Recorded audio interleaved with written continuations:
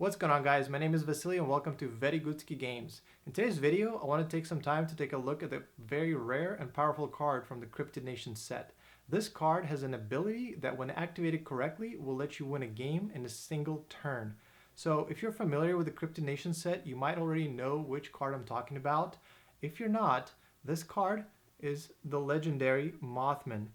This card is actually a very rare pull from the Cryptid Nation set. The other day I opened up a booster box that's 36 packs, 324 cards total, and I pulled a single Mothman.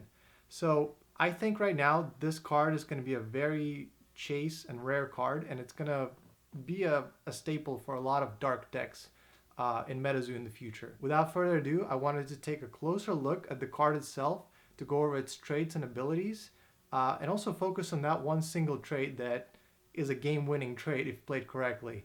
Alright guys, so let's take a look at the Mothman.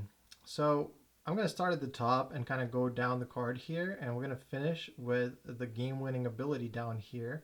But I'd like to cover all of the Mothman's strengths and weaknesses and just kind of let you know why I think this card is awesome, and I think it's going to be a real staple in dark decks.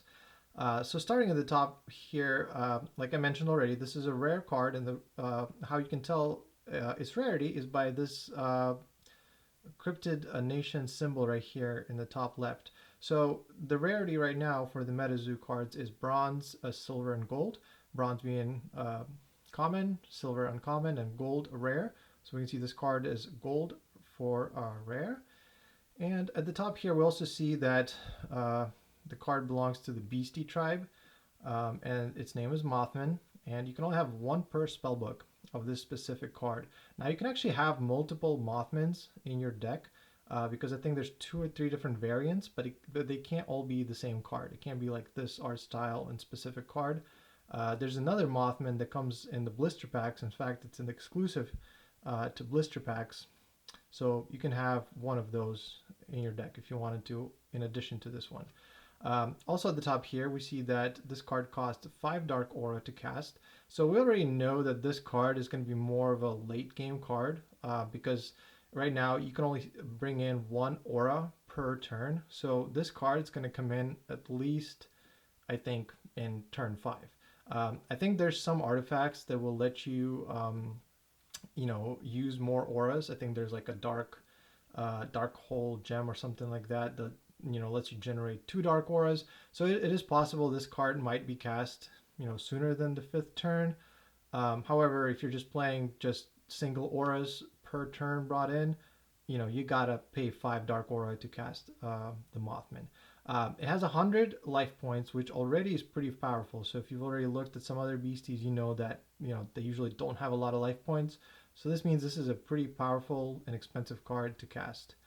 Kind of going down the list here of its traits and abilities, we're going to take a look at this one right here, this little wing symbol.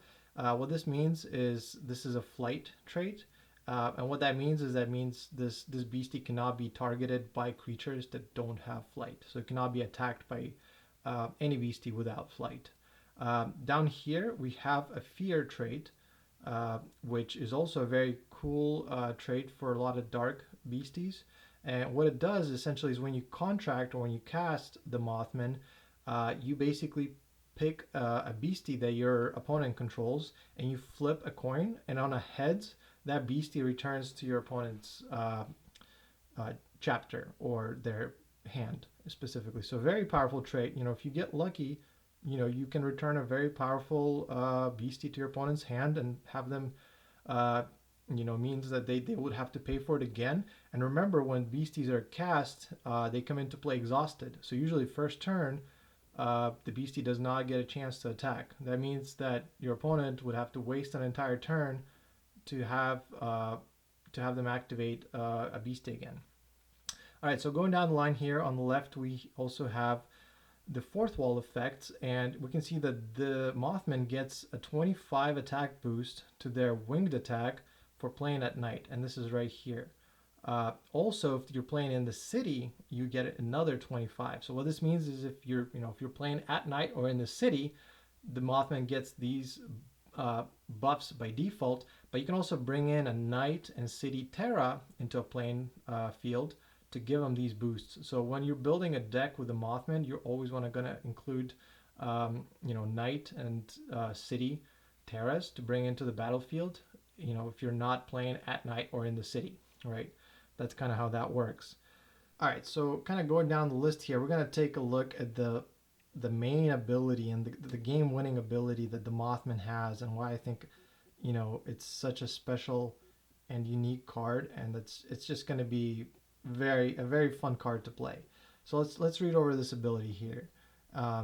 So what it says is, when the Mothman is contracted, you may have the target caster bookmark pages from the top of their spellbook until they have exactly 7 pages in their chapter, and you prophesize or name any non-aura page. If the chosen caster has 7 or more pages in their chapter already, they do not discard or bookmark any pages. Then reveal a page at random from the chosen caster's chapter, and if it is the page you named, they lose the game. If it is not the page you named, place Mothman in your entire chapter in the afterlife. Alright guys, so that was a close look at the Mothman and its ability, and as you could tell, the ability is somewhat of a double-edged blade, because on one hand, you're going to have a really epic win, and your opponent's going to be shaking their hand in disbelief as you draw the card that you named from their hand. However, on the other hand, the Mothman, a pretty powerful beastie, if I might say so, along with your entire hand or chapter, will get sent to the afterlife with your opponent laughing at you maniacally. So you would want to use this ability where you're familiar with your opponent's deck and you know to a certain degree of certainty that they have a large number of the same named card in their deck, and where you haven't seen those cards played yet in this game. So an example is the Hopkinsville Goblin, which allows you to have up to 10 copies of that card in a deck.